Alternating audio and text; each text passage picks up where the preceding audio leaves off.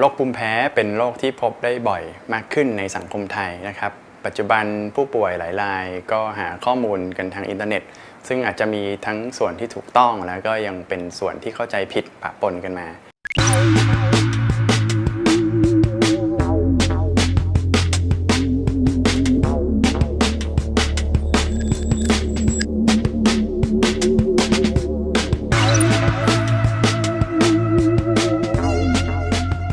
ความเชื่อที่ว่าคนไข้ที่เป็นโรคแพ้อาหารแล้วก็พยายามทดลองกินอาหารเพื่อหวังว่าวันหนึ่งจะชนะโรคนี้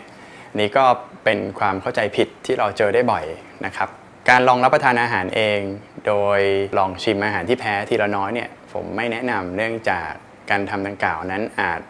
ก่อให้เกิดอันตรายต่อร่างกายได้มีเคสที่คนไข้คนหนึ่งเขาก็แพ้กุ้งเขาก็อยากจะลองกินกุ้งแต่ละชนิดดูว่าเขาแพ้อะไรบ้างอาการคนไข้หลังจากกินกุ้งเข้าไปก็มีอาการหน้าบวมมีผื่นขึ้นทั้งตัวแล้วก็แน่นหน้าอกเกือบเสียชีวิตเพราะว่าต้องไปนอนที่ห้อง ICU อยู่2 คืนนี่ก็เป็นตัวอย่างหนึ่งคือเนื่องจากความเข้าใจผิดความเชื่อที่ว่าโรคภูมิแพ้นั้นสามารถหายขาดได้หรือไม่เนี่ยอย่างโรคภูมิแพ้ในเด็กเช่นการแพ้อาหารบางโรคก็หายขาดได้เมื่อโตขึ้นมาอย่างเช่นการแพ้นมการแพ้ไข่แต่สำหรับในผู้ใหญ่แล้วเนี่ยก็ขึ้นอยู่กับเป็นโรคชนิดไหนด้วยแต่ส่วนใหญ่แล้วโรคภูมิแพ้ที่เจอในผู้ใหญ่มักจะเป็นโรคเรื้อรังอาจจะมีอาการที่กำเริบเป็นช่วงๆตามแต่ฤดูกาลบ้างตามการเจ็บป่วยตามการสัมผัสสารก่อภูมิแพ้หรือมลภาวะทางอากาศนะครับมีคนไข้ภูมิแพ้หลายรายนะครับป่วยเป็นโรคภูมิแพ้แล้วอยากจะขอ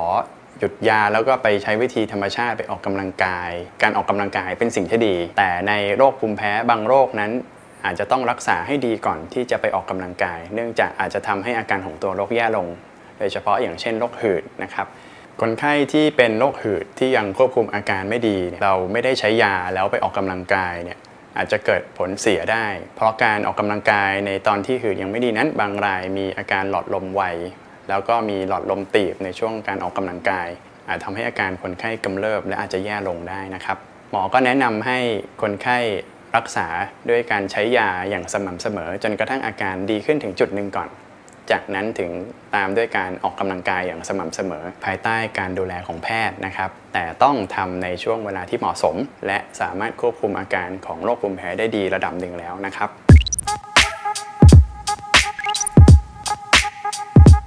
ความเชื่อที่ว่าคนไข้ไม่อยากใช้ยาในระยะยาวเนื่องจากกลัวยาไปสะสมในตับบ้างในไตบ้างยาในปัจจุบันเรามีประสิทธิภาพสูงและในขณะที่ผลข้างเคียงก็ต่ำลงเมื่อเทียบกับยุคก่อนหากเราไม่ใช้ยาในขณะที่เราเป็นโรคภูมิแพ้ที่ยังควบคุมไม่ได้อย่างเช่นโรคหืดแบบนี้ย่อมส่งผลต่ออาการที่รุนแรงขึ้นของโรคหืดอาจจะมีการกำเริบมีหลอดลมตีบอาจจะอันตรายถึงแก่ชีวิตได้นะครับดังนั้นโดยสรุปแล้วนะครับคนไข้ที่เป็นโรคภูมิแพ้เนี่ยสามารถใช้ยาได้ภายใต้การดูแลของแพทย์นะครับเพราะแพทย์จะเลือกยาที่เหมาะสมในผู้ป่วยแต่ละรายอยู่แล้วไม่ต้องกังวลนะครับว่ายาจะไปสะสมที่ตับที่ไตจนกระทั่งเราละเลยในการดูแลรักษาโรคภูมิแพ้ให้ได้อย่างเหมาะสมนะครับ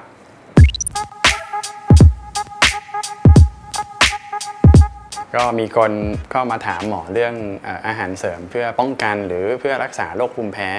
ในผู้ใหญ่เองเนี่ยเราก็ยังมีข้อมูลจำกัดและยังไม่มีคำแนะนำให้ใช้อาหารเสริมชนิดใดเป็นพิเศษเพื่อรักษาหรือเพื่อป้องกันโรคภูมิแพ้นะครับปัจจุบันหมอก็แนะนำให้คนไข้ดูแลสุขอนามัยของร่างกายเช่นการทานอาหารให้ครบ5 หมู่นอนพักผ่อนให้เพียงพอแล้วก็ออกกำลังกายอย่างสม่ำเสมอเมื่ออาการภูมิแพ้ควบคุมได้ดีแล้วนะครับก็สุดท้ายนี้นะครับเรื่องความเชื่อต่างๆที่เกี่ยวกับด้านภูมิแพ้ไม่ว่าจะค้นมาจากแหล่งไหนก็ตามหมอเองก็แนะนำว่าถ้ามีความเชื่อไหนที่ยังไม่แน่ใจก็ควรมาปรึกษาแพทย์ที่ดูเรื่องโรคภูมิแพ้โดยตรงเพื่อจะได้ให้คำแนะนำการดูแลรักษาได้อย่างถูกต้องแล้วก็เหมาะสมต่อไปนะครับ